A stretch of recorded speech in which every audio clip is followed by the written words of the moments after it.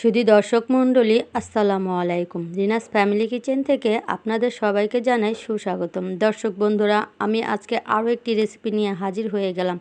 আমার আজকের রেসিপি হচ্ছে কই মাছ ভুনা। এই কই মাছ ভুনাটার স্বাদ আর সব কই মাছ ভুনার স্বাদের চেয়ে একটু ভিন্ন।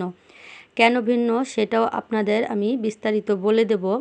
আর রেসিপিটা এত মজা হয়েছে, এই কই মাছগুলো আমি নিজে খেয়ে তারপরে ভিডিওটা আপলোড করছি। আর আপনারাও যদি এভাবে টাটকা তাজা কই মাছ রান্না করে খান তাহলে আপনারাও আমার সাথে একমত হবেন যে হ্যাঁ, আসলে অনেক সুস্বাদু। আর এই কই মাছটা আমি কোথা থেকে কিনেছি সেটাও বলছি। এটা হচ্ছে আমাদের এলাকায় একটা বড় ভাইয়া বাইফ্লকের চাষ করেছিল, সেখান থেকে একেবারে এরকম জ্যান্ত কই মাছ আমার ছেলে গিয়ে নিয়ে এসেছে। এই কই মাছগুলোকে আমি ভালো করে কুটে ধুয়ে পরিষ্কার করে লবণ, হলুদ আর আদা রসুন মাখিয়ে ফ্রাই প্যানে ভাজতে দিয়েছি। আর এই তাজা কই মাছ ভাজার সময় একটা সমস্যা কিন্তু অবশ্যই হবে, এই যে এভাবে নৌকার মতো বাঁকিয়ে যাবে।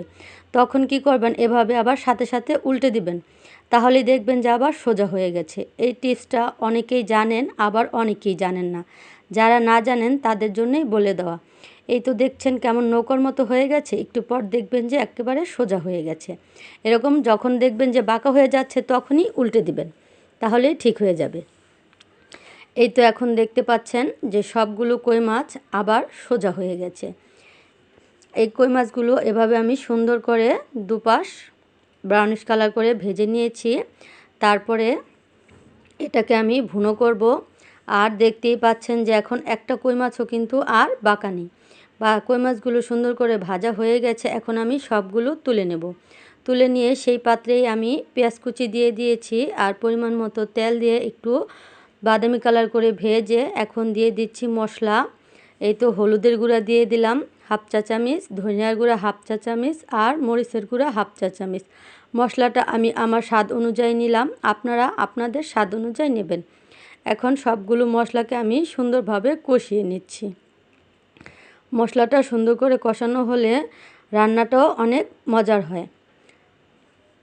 আর এখানে কিন্তু আমি এক্সট্রা আদা রসুন ব্যবহার করিনি, যেহেতু আমি মাছ ভাজার সাথে আদা রসুন দিয়ে ভেজেছি তাই। আর এখন দিয়ে দিলাম স্বাদ মতো লবণ। লবণটা একটু কমিয়ে দিয়েছি, মাছ ভাজার সাথে অলরেডি লবণ দেওয়াই আছে। মশলাটা ভালো করে কষানো হয়ে যাওয়ার পর আমি এখানে পরিমাণ মতো পানি ঢেলে দিচ্ছি। পানিটা ঢেলে দিয়ে আমি এখন মাছগুলোকে নেড়ে মিশিয়ে দিচ্ছি। ঝোলটা আমি মাখা মাখা করব। এই তো সবগুলো মাছ উল্টে পাল্টে পানির সাথে সুন্দর করে মিশিয়ে দিলাম। এরপরে আমি ঢাকনা দিয়ে ঢেকে রেখে অপেক্ষা করব আমার পছন্দ অনুযায়ী রান্না হওয়া পর্যন্ত। এই তো এখন ঢাকনা দিয়ে ঢেকে দিয়েছি। এখন আমি এটাকে চুলার আঁচটা বাড়িয়ে দিয়েছি। এই তো রান্নাটা হয়ে গেছে। যেহেতু আমার কই মাছ আর ভাজার মশলাটা সুন্দরভাবে কষানো ছিল, এখন আমি ধনেপাতা দিয়ে সামান্য একটু জিরার ফাঁকি দিয়ে চুলা থেকে নামিয়ে পরিবেশন করে নিচ্ছি। দেখতে পারলেন কত ঝটপট, কত সুন্দরভাবে আমি কই মাছটা ভুনো করে নিলাম। আর এই ভুনার স্বাদটা যে সব স্বাদের চেয়ে ভিন্ন রকম, সেটা নিজেরা একবার এভাবে বায়োফ্লকের মাছ টাটকা কিনে এনে খেয়ে দেখবেন, তাহলে আমার সাথে আপনারাও একমত হবেন। ভিডিওটি ধৈর্য ধরে দেখার জন্য সবাইকে ধন্যবাদ। সবাই ভালো থাকবেন, আমার জন্য দোয়া করবেন, আমার পাশে থাকবেন। আল্লাহ হাফেজ।